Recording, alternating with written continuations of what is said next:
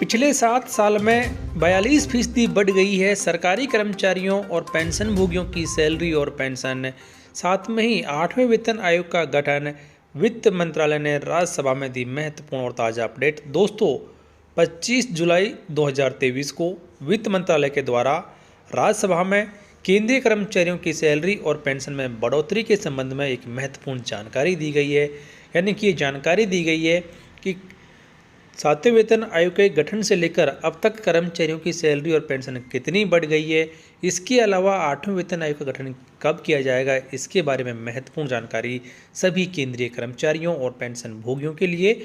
पूरी जानकारी आपको इस वीडियो में दी जाएगी। वीडियो को आप लास्ट तक जरूर देखें, वीडियो को लाइक करें, शेयर करें आपके दोस्तों के साथ, जिससे वो भी इस बड़ी अपडेट के बारे में जान सकें। तो आपको बताना चाहेंगे कि 25 जुलाई 2023 को महत्वपूर्ण जानकारी यहाँ पर दी गई है, जो दी गई है 8वें केंद्रीय वेतन आयोग के गठन को लेकर। तो राज्यसभा में श्री रामनाथ ठाकुर जी के द्वारा प्रश्न पूछे गए थे। तो पहले यहाँ पर जान लेते हैं कि क्या प्रश्न पूछे गए थे और उसके बाद में इन सभी प्रश्नों के जवाब वित्त मंत्रालय के द्वारा क्या दिए गए हैं उसके बारे में आपको जानकारी दी जाएगी। तो पहले सवाल यहाँ पर थे कि क्या वित्त मंत्री है बताने की कृपा करेंगे कि क्या जनवरी 2016 से जनवरी 2023 7 साल की अवधि के दौरान केंद्रीय कर्मचारियों के वेतन और पेंशन में केवल 42% की वृद्धि हुई है, जबकि इसी अवधि में देश की प्रति व्यक्ति आय 111% तक बढ़ गई थी। यदि हाँ, तो इससे जुड़ी हुई जानकारी क्या है और क्या विगत 3 केंद्रीय वेतन आयोग की सिफारिशों के अनुसार मुद्रास्फीति के प्रभाव को कम करने के लिए महंगाई भत्ता और महंगाई राहत का मूल वेतन के 50% या उससे अधिक हो जाने पर भावी वेतन आयोग संशोधन किया जाना चाहिए। यानी कि जैसे ही महंगाई भत्ता 50% को क्रॉस करता है तो केंद्रीय कर्मचारियों का वेतन भी संशोधित किया जाना चाहिए।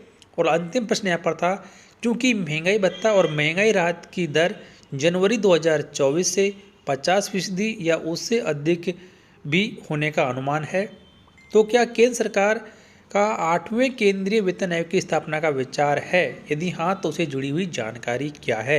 तो ये 4 महत्वपूर्ण सवाल पूछे गए थे।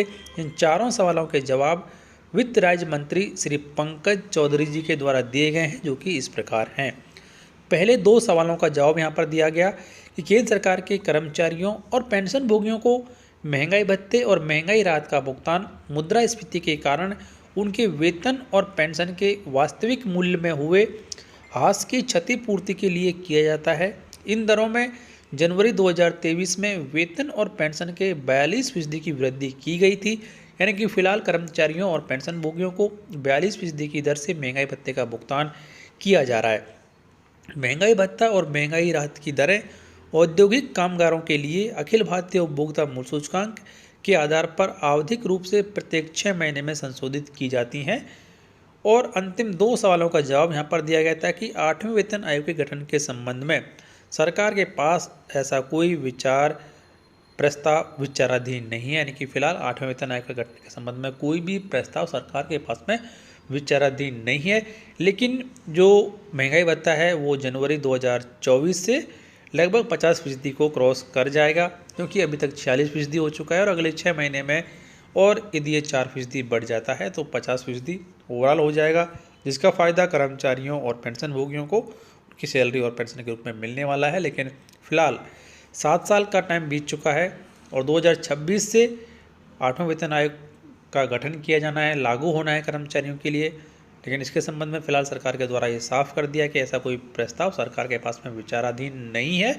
तो इसके बारे में आपकी राय कमेंट बॉक्स में लिखकर बताएं कि कब 8वें वेतन आयोग का गठन किया जाना चाहिए, कब से कर्मचारियों को इसका लाभ मिलना चाहिए। तो प्लीज़ वीडियो को लाइक करें, शेयर करें आपके दोस्तों के साथ। अभी तक चैनल सब्सक्राइब नहीं किया तो चैनल को सब्सक्राइब कर लें, बेल आइकन को प्रेस कर लें हर एक यूजफुल अपडेट सबसे पहले देखने के लिए।